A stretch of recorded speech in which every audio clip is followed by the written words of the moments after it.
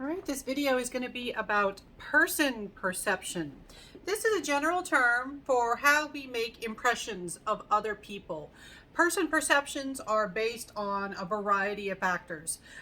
They tend to be formed quickly, automatically. They're more in line with intuition. And I said that really weird. Intuition versus logic. And they're based on a network of assumptions about what characteristics go together.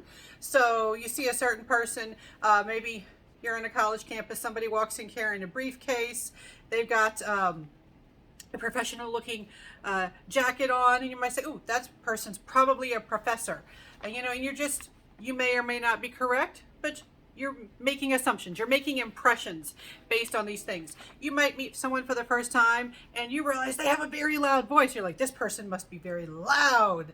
You might even think they are pushy or bossy in some way because of some specific element of their behavior. You're making an impression. You're making assumptions about them. Now, there are various factors that can work to our advantage or disadvantage in how people see us or how we see other people. And so first impressions, they're often harmless, but they can do harm. One thing about first impressions is sometimes you form a first impression and then you never see that person or seldom see that person again. Then it's no big deal if you're wrong. But if this is someone that you see on a regular basis and you have made some kind of faulty assumption about them, it could cause problems. So what are some issues that can come about with person perception?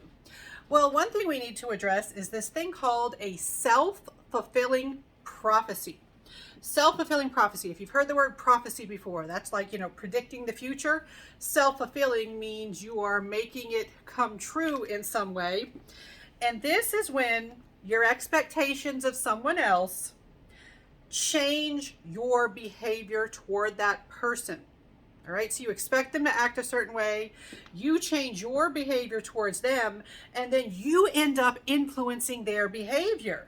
It changes their behavior to make the prophecy come true, to fulfill the prophecy.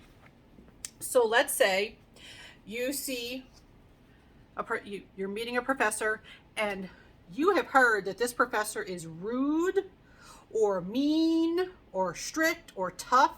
You are expecting them to act a certain way. You have expectations for them. And then you go in to meet them for the first time and you don't go out of your way to be pleasant and kind. You're waiting for them to show you their rude, strict, unkind self.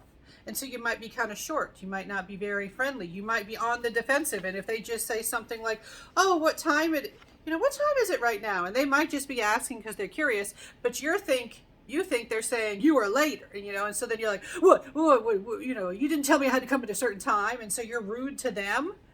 And then they start giving it back to you. They are not going to go out of their way to be friendly because you're not being friendly towards them. And then you leave saying, yeah, I knew it. It's true. They really aren't very nice. Not realizing that your expectations shape your behavior, which then shaped their behavior. We have evidence for self-fulfilling prophecies in a variety of domains. We know in education that teachers who expect something from a particular student, they can treat that student differently. If they are told, hey, this is a gifted student, they will encourage that student more. And then that student's like, well, okay, well, I'm going to try a little bit harder. And then they end up looking like a gifted student. And I'll talk later in a separate video about specific research where we manipulated these variables to show that, yeah, we can get teachers to treat students differently and then the students perform differently. This might also happen if you have older siblings. I don't know if any of you have had this experience where you show up at school and they're like, oh, you're related to so-and-so. And you're like, oh no, what have you heard? What are you expecting? Are you expecting me to be just like my sibling? Because when you're not, that can cause problems. Maybe your older sibling was brilliant and they're expecting you to be brilliant, and you're like, oh, maybe I'll disappoint them. But it could also lead to them encouraging you, or maybe your older sibling caused problems and you show up and they're like, oh, another one of them. And they might not, without often without realizing, they may treat you differently because they're expecting you to be similar to your sibling. And then you end up acting similar because they're not treating you well. They're not encouraging you. All right. So there's also an outside video that I am going to link to in the description. It's a video made by Hank Green, great YouTube communicator and educator.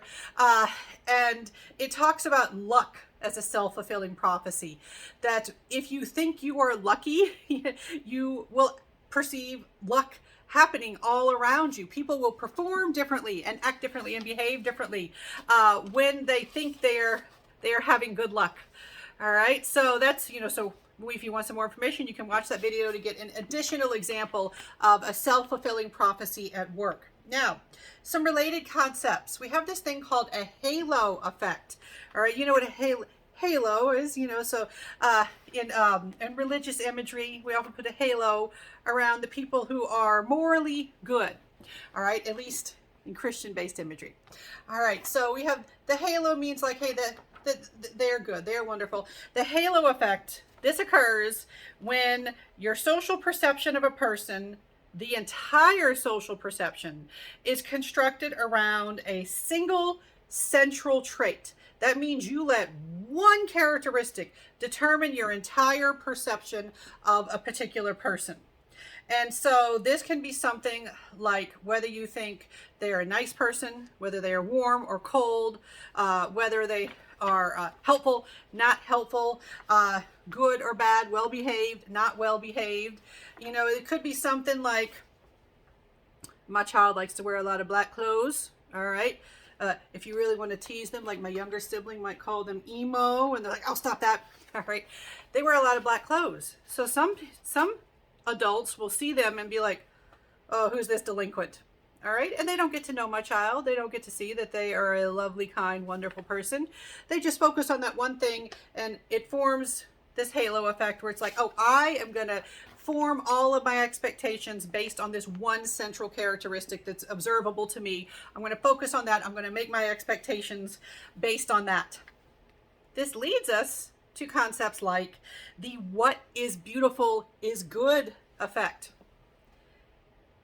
Pretty people, we expect certain things of pretty people, attractive people. So we tend to assume that people who are physically attractive, and that could mean having conventionally attractive faces, thin, attractive features to us. Attractive features we tend to associate with positive characteristics. There's research indicating that we assume that more attractive people are nicer, smarter, just all of these characteristics that have nothing to do with physical beauty, with physical attractiveness or physical beauty.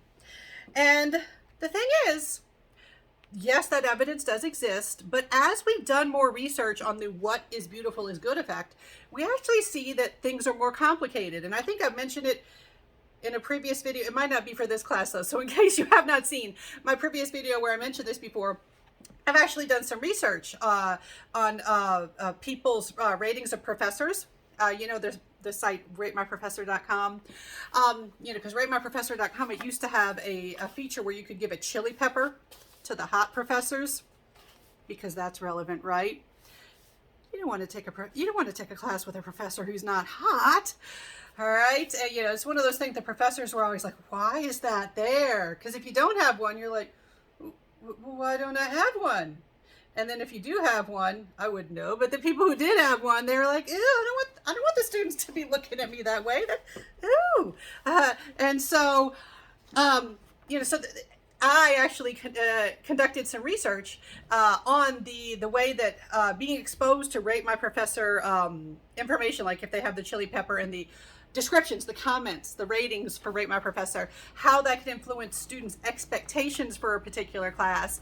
And one interesting thing I found was that if the professor had a chili pepper, students expected them to be lower in clarity, in my study anyway. Like they weren't as good as explaining things. And it's just like, oh, well, here's something where they're expecting you to be worse at something if you are hot, if you are marked as attractive in some way. And so we actually do see that there is some evidence that when you are too attractive, people can make assumptions of you that are negative in nature in certain situations. And it can lead to jealousy and discrimination. It can lead to jealousy and discrimination, or particularly with women who are rated as more attractive, it sometimes leads you to think of them as more like sexual objects and not as thinking, intelligent individuals. So it's more complicated than just, hey, we always like the pretty people. Another complicating factor with the what is beautiful is good effect is you have this situation of attributional ambiguity. There we go, attributional ambiguity. Got to find it in my notes. All right.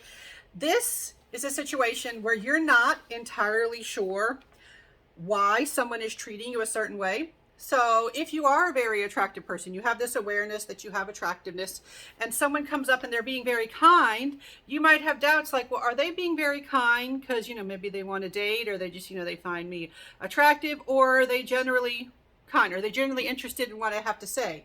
There are all these complicated factors that come along with physical attractiveness. All right, so we're doing more research. The more research we do, we find that yes, it's complicated, but we definitely can say attractiveness does affect our person perception. We notice if people are physically attractive, and I'll say more about that in future videos about attractiveness.